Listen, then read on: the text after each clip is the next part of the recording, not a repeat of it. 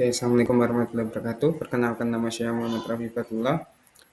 Di sini saya akan em, mempresentasikan hasil telah saya tentang diagnosa dan pemecahan masalah kerusakan mesin ekskavator dengan studi kasus alat berat yang tidak mau menyala. Oke. Gambaran umum dari alat berat sendiri adalah di dalam industri konstruksi modern, alat berat memegang peranan krusial dalam mendukung kelancaran dan efisiensi proyek. Keberadaan alat seperti ekskavator, bulldozer, kren, dan dump truck memungkinkan pekerjaan berat diselesaikan dengan lebih cepat, aman, dan hemat biaya dibanding dengan metode manual. Alat-alat ini menjadi tulang punggung berbagai aktivitas konstruksi, mulai dari penggalian hingga pengangkutan material, sehingga tidak dapat dipisahkan dari perkembangan infrastruktur saat ini. Kita akan berfokus ke ekskavator. Ekskavator merupakan alat berat mekanis kompleks yang dirancang untuk menangani pekerjaan berat di konstruksi dan pertambangan. Kinerja optimal alat ini bergantung pada beberapa sistem utama, yaitu yang pertama mesin atau engine yang digunakan sebagai tenaga utama. Yang kedua ada sistem hidrolik untuk menggerakkan boom, arm, bucket, swing, dan traksi. Itu yang ketiga ada sistem kelistrikan, yaitu sebagai pengatur startup mesin, kontrol elektronik ECM atau ECU, pencahayaan, dan sensor-sensor lainnya. Itu yang keempat ada undercarriage atau struktur pendukung yang terdiri dari track atau rantai, frame, dan penggerak akhir. Yang terakhir ada upper struktur atau struktur atas yang terdiri dari kabin, counterweight, dan sistem swing yang memungkinkan rotasi 360 derajat. Oke. Untuk langkah umum diagnosa, yang pertama kita akan mengumpulkan data dengan wawancara operator, mendapatkan deskripsi gejala seperti suara, waktu masalah, dan gejala sebelumnya, sehingga mendapat informasi riwayat operasional dan kondisi lingkungan saat terjadi kegagalan. Dan yang selanjutnya kita akan melakukan pemeriksaan riwayat pemeliharaan dengan meninjau catatan servis sebelumnya untuk pola kegagalan dan perbaikan. Selanjutnya, inspeksi visual. Kita akan melakukan pemeriksaan seperti kebocoran cairan seperti oli, bahan bakar, atau pendingin. Lalu kita akan melakukan inspeksi visual yang berupa memeriksa apakah ada kabel yang putus, koneksi yang longgar, retak, atau kerusakan fisik lainnya. Yang selanjutnya ada pemeriksaan audiotorik, yaitu menyalakan mesin untuk mendeteksi apakah ada suara aneh yang berasal dari mesin. Yang kedua ada pengujian sistematis, yaitu kita akan mendiagnosa sistem kelistrikan dengan melakukan pengujian tegangan baterai, pemeriksaan sekring dan relay, lalu menguji tegangan saat cranking atau dihidupkan, saat mesin dihidupkan. Yang kedua, kita akan mendiagnosa sistem starter dengan melakukan pemeriksaan solenoid starter, melakukan pengujian motor starter, serta inspeksi pinion gear dan ring gear flywheel. Dan yang terakhir, kita akan mendiagnosa mekanis sistem dengan melakukan pemeriksaan oli mesin, lalu memutar mesin manual, memeriksa apakah ada hambatan mekanis pada pulley crankshaft. Selanjutnya kita akan menguji kompresi silinder dengan mengukur tekanan kompresi setiap silinder. Yang terakhir kita melakukan pemeriksaan sistem bahan bakar.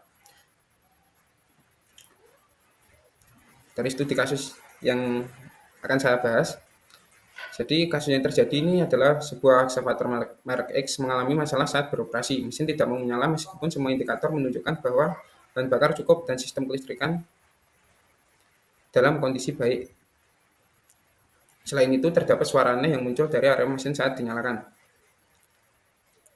Menurut saya penyebab kerusakan yang sudah saya analisis, yang pertama, ketika mesin tidak mau menyala, mesin yang tidak mau menyala bisa disebabkan oleh tidak adanya putaran atau no crank akibat masalah kelistrikan atau hambatan mekanis, dan adanya putaran tetap tetapi tanpa pembakaran crank no start akibat gangguan pada suplai bahan bakar, udara, kompresi, atau sistem kontrol mesin lainnya.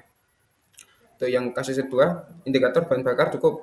Indikator bahan bakar yang menunjukkan cukup belum tentu menjamin mesin bisa menyala, karena bisa saja bahan bakar terkontaminasi sesuatu, terus suplai bahan bakar terganggu, tekanan tidak cukup, atau injektor rusak sehingga pembakaran gagal terjadi.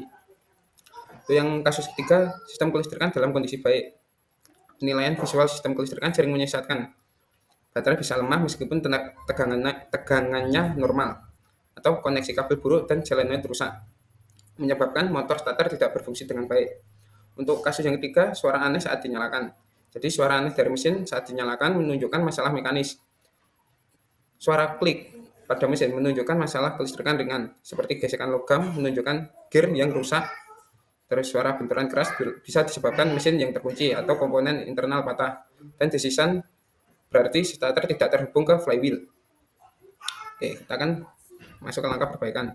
Jadi yang langkah perbaikan umum adalah memverifikasi kondisi baterai dan koneksi kelistrikan dengan mengukur tegangan statis dan saat cranking menggunakan multimeter. Jika tegangan drop di bawah 9,6 volt saat starter, baterai kemungkinan lemah atau rusak. Periksa juga terminal dan kabel utama apakah terkorosi atau mengalami kekendoran. Setelah itu periksa sekring dan relay untuk memastikan kontinuitas dan fungsinya dengan mengganti jika ditemukan kerusakan pada relay. Kemudian dengar kembali suara aneh saat cranking untuk menentukan apakah masalah berasal dari motor starter atau bagian mesin yang lebih dalam. Selanjutnya, langkah perbaikan pada sistem starter. Solenoid starter diuji dengan mendengarkan suara klik saat dinyalakan. Jika klik terdengar tapi starter tidak berputar, coba suplai langsung ke solenoid. Jika starter berputar, masalah ada di sirkuit kontrol. Jika tidak, kemungkinan besar solenoid atau starter rusak. Untuk memeriksa interaksi starter dan flywheel, lepaskan motor starter dan inspeksi kondisi pinion gear serta ring gear flywheel. Kerusakan pada salah satu memerlukan penggantian. Dan jika ring gear rusak, perlu melakukan pembongkaran yang besar. Yang terakhir, mengecek perbaikan mesin internal. Jika indikasi mengarah ke kerusakan mesin berat, periksa level dan kualitas oli melalui dipstick. Perhatikan warna, bau, dan adanya partikel logam. Mesin yang kurang oli atau menunjukkan tanda keausan, kemungkinan perlu overhaul. Selanjutnya, coba putar mesin secara manual. Jika sangat berat atau tidak bisa diputar, maka ada kerusakan mekanis serius. Jika mesin bisa diputar namun tetap bermasalah, kemungkinan pada starter atau flywheel. Uji kompresi untuk mendeteksi kerusakan pada katup, brake piston, dan gasket head. Terakhir, pastikan tidak ada air di sistem bahan bakar dan periksa tekanan suplai dengan manometer. Lalu lakukan penggantian filter, pompa, atau injektor jika diperlukan. Pengujian setelah perbaikan. Jadi kita akan melakukan pengujian yang pertama, pengujian startup. Coba nyalakan mesin berulang kali. Perhatikan apakah suara aneh sudah hilang dan mesin menyala dengan lancar. Yang kedua, inspeksi visual pasca perbaikan. Periksa kembali area yang diperbaiki untuk memastikan semua komponen terpasang dengan benar. Jika tidak ada kebocoran cairan dan semua kabel serta selang terhubung. Yang ketiga, pemantauan parameter operasional. Setelah mesin nyala, pantau tekanan oli, suhu pendingin, tekanan bahan bakar, dan pengisian baterai melalui indikator dashboard atau alat diagnostik jika ada. Yang keempat, uji coba beban ringan. Jika memungkinkan, operasikan EXA dalam kondisi tanpa beban atau beban ringan untuk waktu singkat sekitar 15-30 menit sambil mendengarkan suara yang tidak biasa dan memantau suhu. Dan kelima, pengujian fungsi penuh. Lakukan uji coba operasional penuh dengan beban kerja normal untuk memastikan EXA bekerja optimal di bawah tekanan. Dan yang terakhir, pembersihan kode kesalahan atau DTC. Jika ada kode yang tersimpan di ECM, pastikan untuk menghapus setelah perbaikan berhasil dan pantau apakah ada kode baru yang muncul.